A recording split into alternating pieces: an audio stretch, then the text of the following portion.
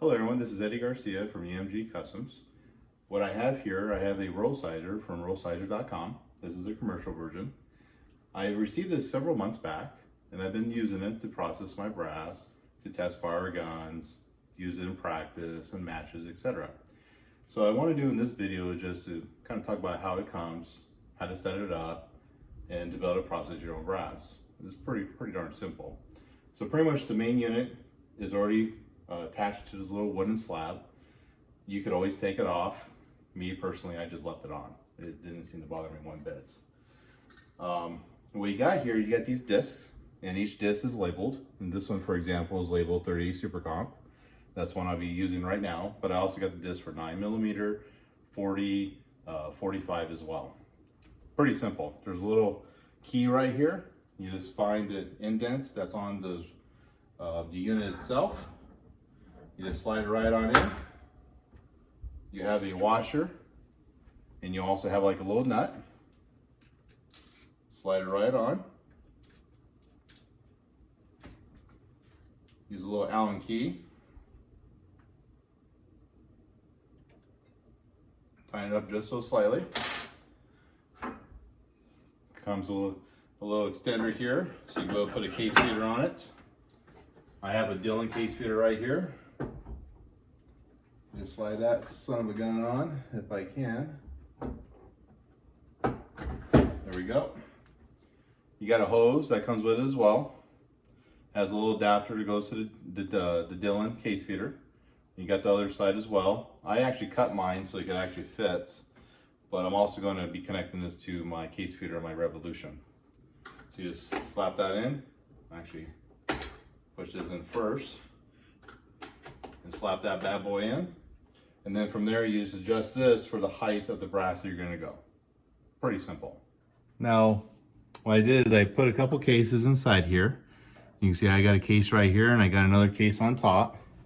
What you want to do is just want to adjust this where you could, I like to see where the webbing of the case is at. If you go too far up, you know, it could possibly not feed correctly. Go too far down, same thing. I usually find right about there seems to work fine. So then from there, you just tighten that up. Simple as that.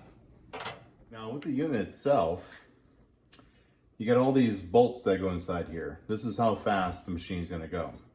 Every single time that this little arm right here hits one of these bolts, it'll actually index another piece of brass.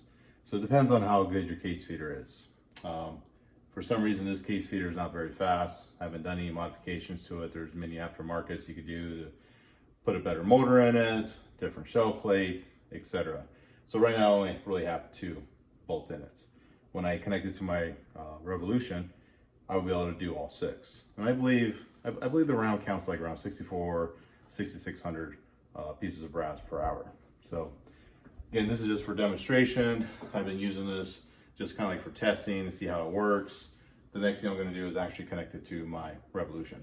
So let's just go and hit start here. I believe I have like about 6 cases here and see what happens.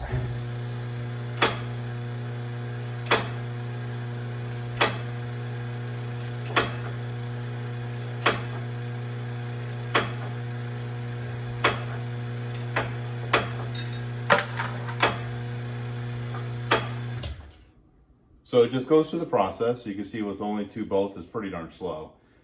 But with this case feeder running, I mean, it doesn't really keep up too well if I have more than 2 bolts in for this case feeder itself. I imagine if this rod was a little, or this metal shaft here was a little taller, I could be able to get more brass falling in here faster. But as of right now, you know, just for me playing around with it, it seems to work. If I want to do a caliber conversion, for example, I have 9mm here. Just simply again, get your little Allen wrench, loosen that bad boy up, take that off, slide this off the top. 9mm, again, I have all 6 bolts here. So I'm just going to slide this bad boy in. Like find the key.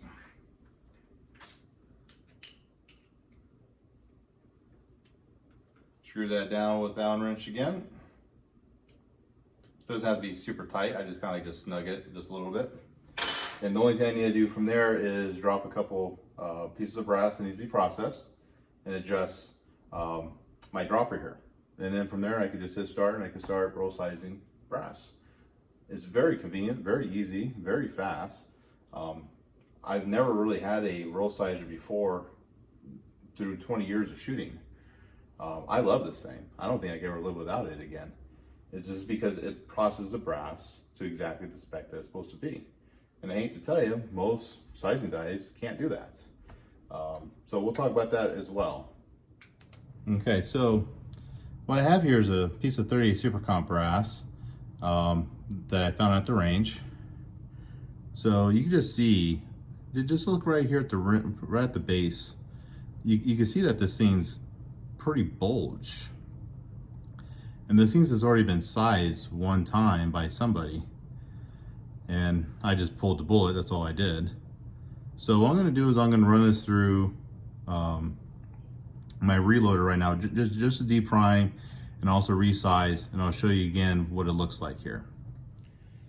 Okay, so I just went ahead and resized this through my press and deprimed the primer that was in it, and you can see at the base, it's still pretty bulge. You know, you'll think that the sizing die will take all that out, but it didn't. So what we're gonna do is we're gonna go ahead and convert that roll sizer back over again to 38 Super Comp, and we're gonna run this through, and then we're gonna look at it one more time. Okay, so we still got the 9mm in here. Just undo this real quick.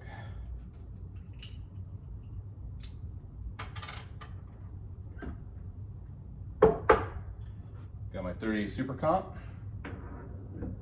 Plug this in. Put my washer, my bolt back in. My dropper's already set for 38 Super Comp, so I don't have to worry about that. We're just gonna do one piece of brass, so we're not going to have to really do anything. So I usually, if I'm just gonna do one, I'm playing around, I just put it right there and I just kind of push this guy over so the brass can catch. So we're just gonna hit start. Picks up right away.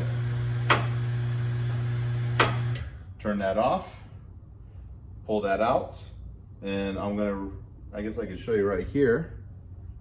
Look, all that bulge went away.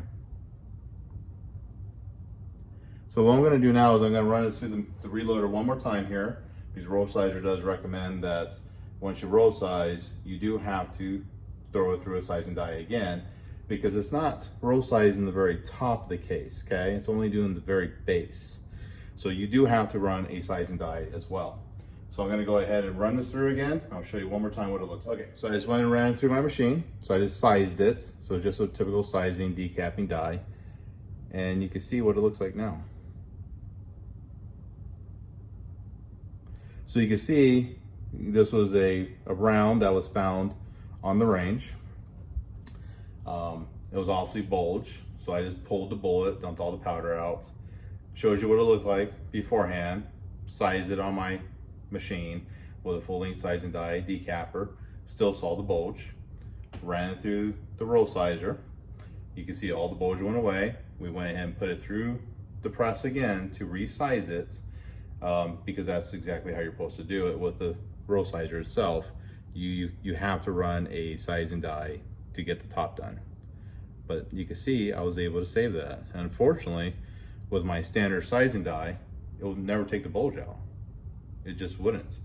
And if the bulge didn't come out, you know, rounds stacked differently inside the magazine. That's number one. You could have feeding issues. It depends on how much the gunsmith fully supported your chamber. If it's fully supported, well, that bulge may not be able to overcome the bend of the round into the chamber. So this is definitely an asset. So we're also going to do another video of the benefits, a little more in depth of the benefits of the roll sizer. Then we're also going to do a video as well connected to a Revolution case feeder, so you can truly see the operation of this machine. Because right now, like I said, with this case feeder, it just runs real slow. And most people, like I said, when they're processing brass, they want to do it in a timely manner. And I know that you can get different upgrades for this machine. You could get a different case feeder, different motor, make it faster, but I have a Revolution case feeder, so why not just connect it to that? So that'll be the next video, talk about the benefits, and then we'll see it in action again with this fully running and also running with the Revolution.